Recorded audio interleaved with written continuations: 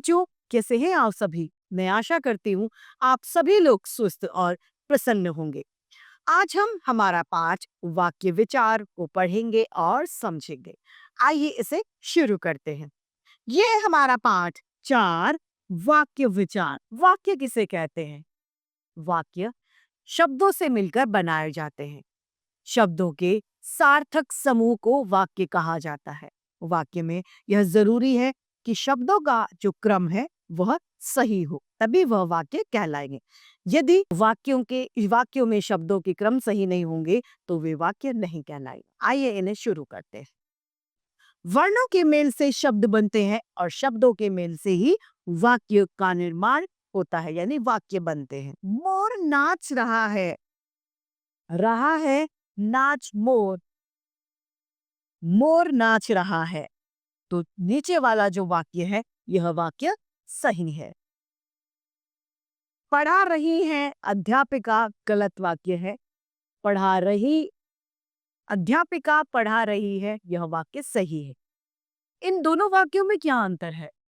पहले वाक्य में हमने देखा कि इन शब्दों के जो क्रम है वह सही नहीं है, इसलिए ये सही शब्द नहीं है। इन चित्रों के नीचे दो दो वाक्य लिखे हैं। पहले वाक्यों में शब्दों का क्रम ठीक से नहीं लिखा गया, इनसे कोई अर्थ निकलकर नहीं आ रहा। और दूसरी जो वाक्य हैं उनमें इनका क्रम सही है, जिसमें इनका अर्थ निकलकर आ रहा है। यानी हम कह सकते हैं कि शब्दों के सार्थक समूह को ही वाक्य कहा जाता है।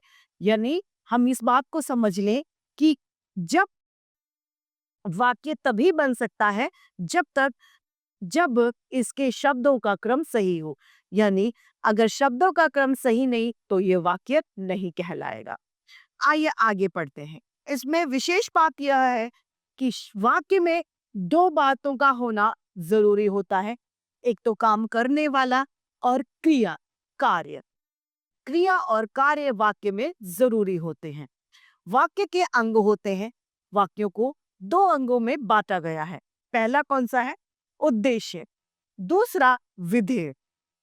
उद्देश्य और विधेय। उद्देश्य किसे कहते हैं? वाक्य में जिसके बारे में बात की जा रही है, जिसके बारे में कुछ कहा जा रहा है, वह उद्देश्य यानी कर्ता उद्देश्य कहलाता है। आइए पढ़ते हैं। पहला है हमारा उद्देश्य। वाक्य में जिसके विषय में बात की जाए उसे उद्देश्य कहते हैं। रीना खाना पका रही है और घोड़ा दौड़ रहा है। इन दोनों वाक्यों में क्रमशः रीना और घोड़ा, ये दोनों वाक्य इससे संबंधित रखते हैं। पका रही है रीना, रीता जो है वह खाना पकाने का कार्य कर रही है, यानी वो कर्ता हो गई और रीता के बारे में ही यहाँ पर बात की जा रही है। अतः रीता उद्देश्य है।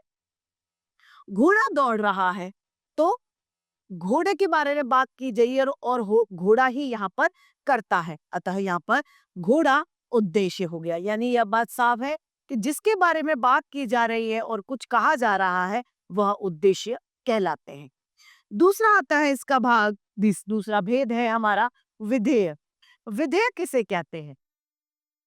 विधेय यानी जब वाक्य में जिसके बारे में यानी उद्देश्य के बारे में कुछ भी कहा जाए, उद्देश्य को छोड़कर उद्देश्य के बारे में जो भी कहा जा रहा है वह विधेय कहलाता है। उद्देश्य के विषय में जो कुछ भी कहा जाता है उसे विधेय कहते हैं।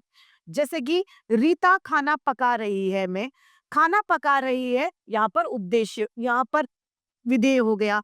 रीना क्या है? उद्देश्य। घोड़ा दौड़ रहा है, मैं घोड़े को छोड़कर दौड़ रहा है, यहाँ पर विधेय कहलाएगा। जैसे बतख पानी में तैर रही है, यहाँ पर बतख को छोड़कर संपूर्ण वाक्य विधेय है। और सूर्य पूर्व से निकलता है, यहाँ पर सूर्य को छोड़कर पूर्व से निकलता है, विधेय है, क्योंकि उद्देश्य यहाँ पर बतख और सूर्य है। बाकी संपूर्ण वाक्य यहाँ पर विधेय कहलाएगा। यहाँ पर कुछ और उदाहरण दिए हैं उद्देश्य और विधेय के। पहला है मेरी बहन सो रही है, तो विधेय उद्देश्य क्या हो गया? मेरी बहन, और सो रही है विधेय है। गाड़ी आ रही है, तो गाड़ी इसमें उद्देश्य है, आ रही है विधेय है। बच्चे साइकिल चला रहे हैं, बच्चे उद्देश्य है और साइकिल चला रहे हैं, विधेय कहलाएगा। इसी के साथ हमारा पाठ समाप्त होता है। आइए इसे पढ़ते हैं। आइए इसे संक्षेप में दोहरा लेते हैं। शब्दों के सार्थक मेल से वाक्य बनते हैं। शब्दों के दो भेद होते हैं, उद्देश्य तथा विधेय। वाक्य में जिसके बारे में बात की जा रही होती है या कर्ता को उद्देश्य कहा जाता है। उद्देश्य के विषय में जो कुछ भी बात कही जाती है वह संपूर्ण बात विधेय कहलाती है। तो इस तरीके से हमारा ये 5 वाक्य समाप्त होता है। मैं आशा करती हूँ आप सभी को यह पाठ भली-भांति रूप से समझ में आया होगा। आज के लिए इतना ही। फिर मिलते हैं। धन्यवाद।